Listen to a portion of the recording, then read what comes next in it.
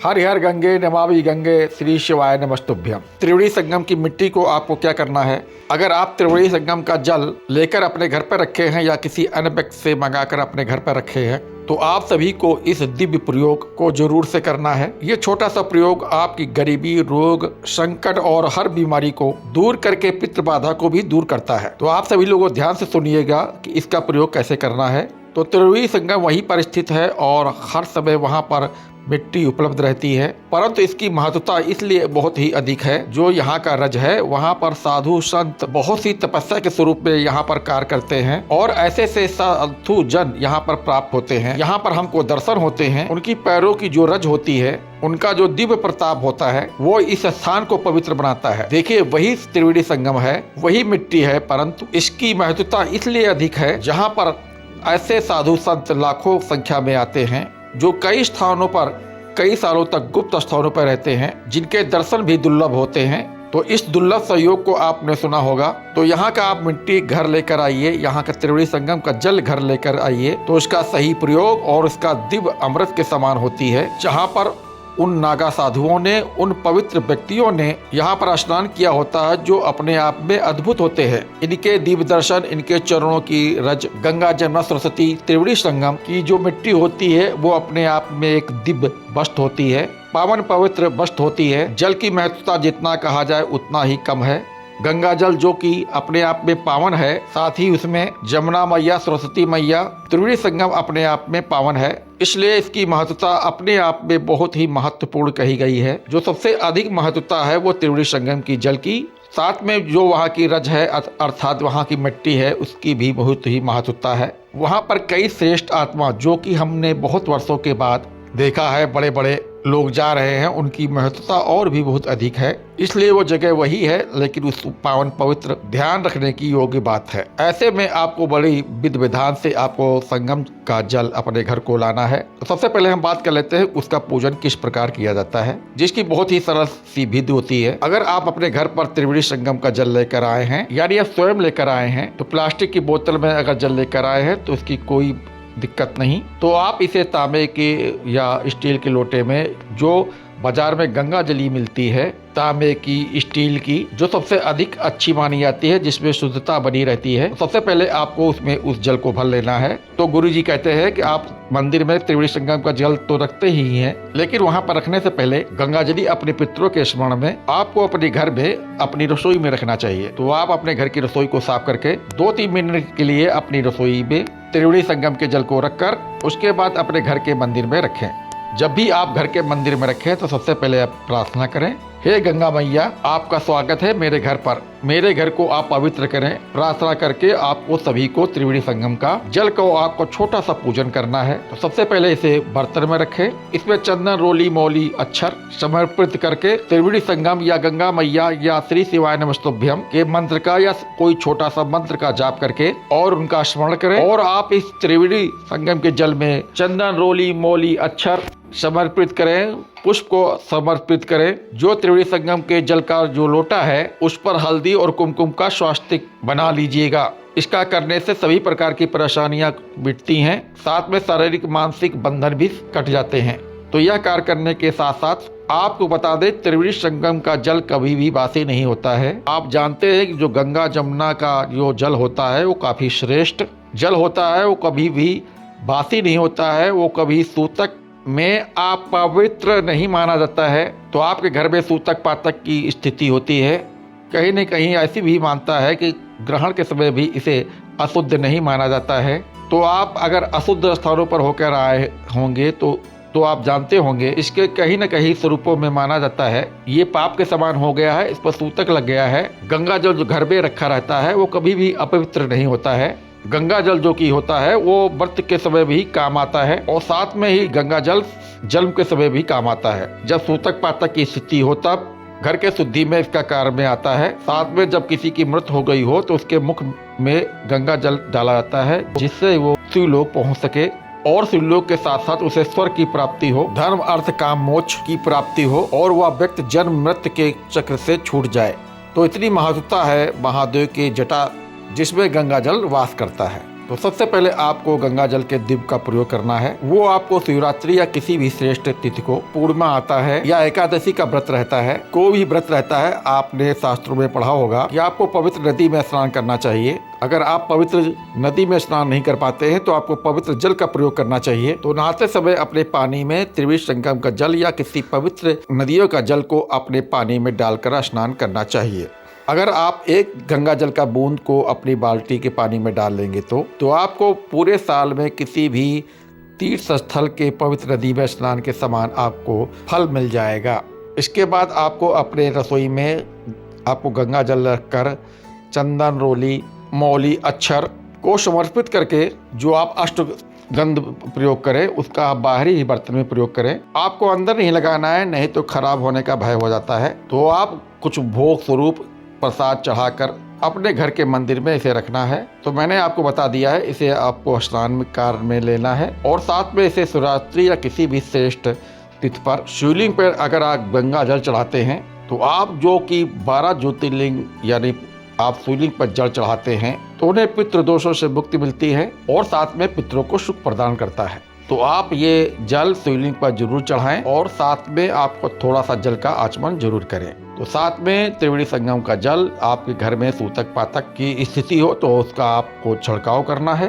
अब बात आती है मिट्टी की। जो त्रिवेणी संगम की मिट्टी है वो अपने आप में रज एक ऐसी रज है जो अपने आप में पवित्र होती है। जो ये रज है यानी मिट्टी है वो साधु संतों के चरणों से अभिमंत्रित है। तो त्रिवेणी संगम के किनारे की मिट्टी जो अपने आप में इतनी पवित्र है जिसको शब्दों में कह पाना मेरे लिए बहुत ही कठिन होगा। तो सरस्वती मैया, यमुना मैया, गंगा मैया, त्रिवेणी संगम की जो मिट्टी है उसे आपको अपने मंदिर में रखना चाहिए। तो इसे किसी पवित्र गमले में डाल सकते हैं यानी तुलसी में भी डाल सकते हैं या फिर आप किसी अन्य वृक्षों के जड़ों में डालते हैं। इसको बहुत ही सुखद कहा जाता है। परिणाम, अगर आपके घर का कोई व्यक्ति त्रिवेणी संगम नहीं जा पाता है तो उसके ऊपर इस त्रिवेणी संगम की मिट्टी को भी लगानी चाहिए। इससे उसे बहुत ही सुखद फलों की अनुभूति होती है। इसके साथ ही साथ अगर आप त्रिवेणी संगम पर स्नान करके आए हैं या किसी पवित्र नदी में स्नान करके आए हैं या फिर आप गंगा नदी में स्नान करके आए हैं तो आपको अपने घर पर कन्या पूजन या हवन ब्राह्मणों को भोजन कराना चाहिए।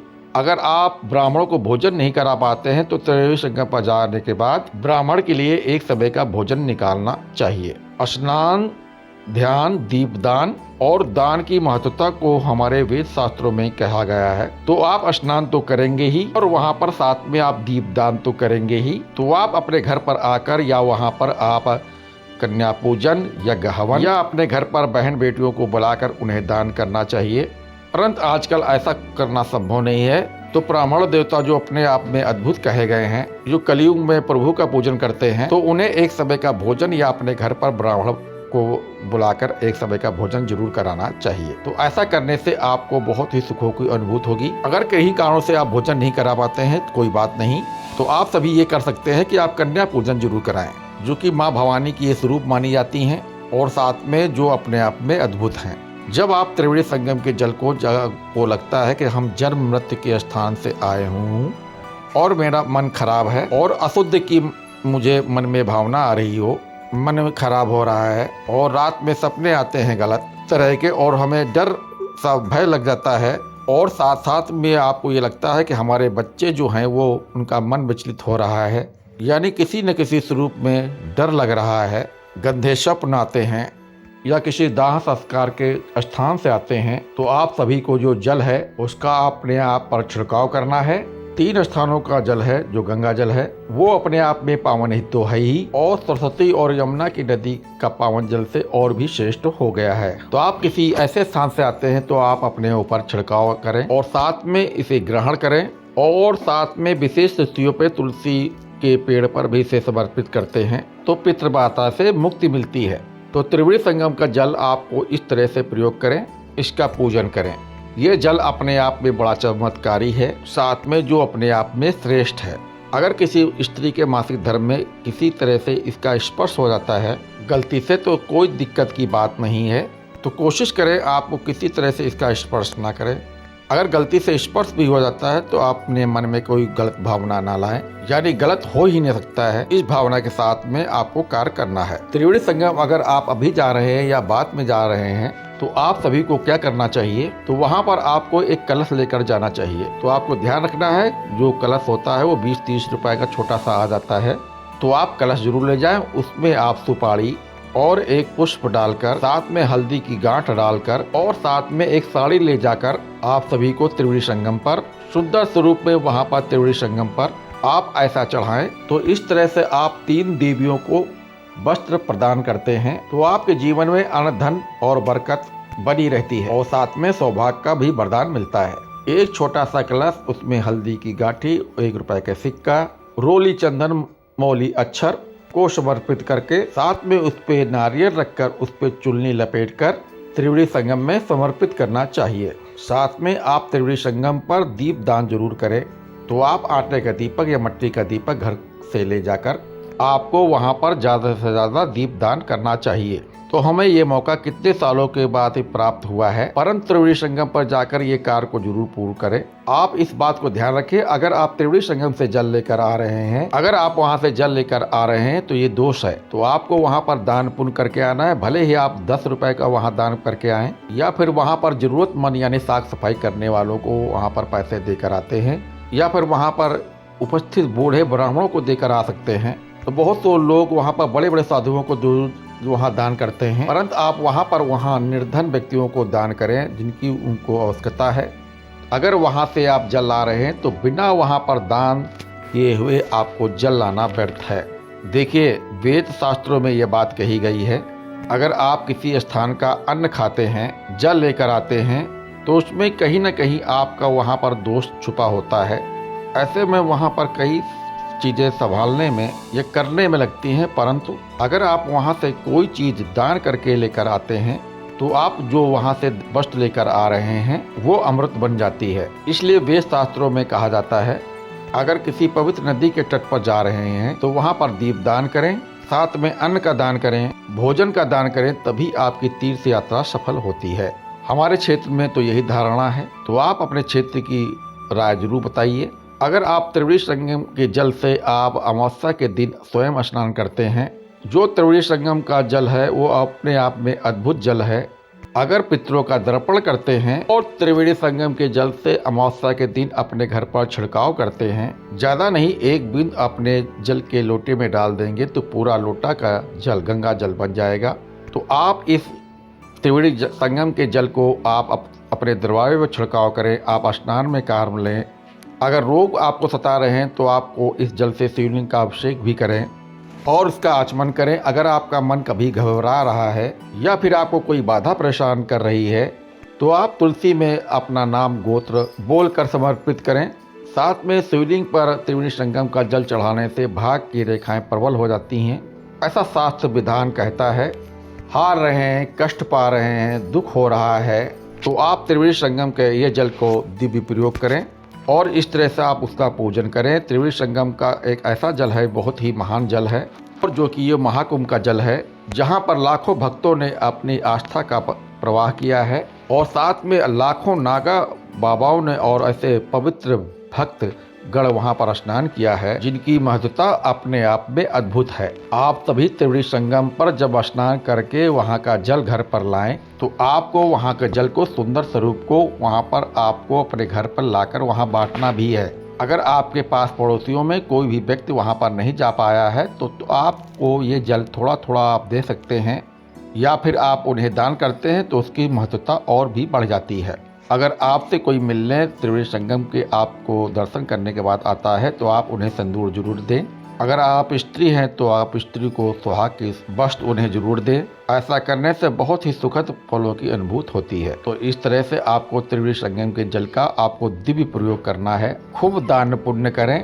दान पुण्य तभी सफल होता है जब आप उसका दिखावा नहीं करते हैं। वेद शास्त्रों में कहा जाता है त्रिवेणी संगम का जो जल है वो दान पुण्य है। अगर बांट रहे हैं या कोई वस्तु हो जिसे आप बांट रहे हैं या फिर वहां से आप कोई वस्तु लेकर आ रहे हैं, अगर आप एक हाथ से दान कर रहे हैं तो दूसरे हाथ को उसकी खबर नहीं होना चाहिए। तो इस तरह से आपको दान करना है, तभी महादेव प्रसन्न होते हैं बरकत देते हैं, गंगा मैया प्रसन्न होती हैं। तो आप खूब दान पुण्य करें, साथ में आप इस त्रिवेणी संगम के जल का दिव्य प्रयोग करें। तो मुझे ये उम्मीद है कि आपको ये वीडियो काफ़ी उपयोगी रहा होगा। तो दोस्तों कमेंट्स बॉक्स में हर हर गंगे नमामि गंगे लिखना ना भूलें। श्री शिवाय नमस्तुभ्यम।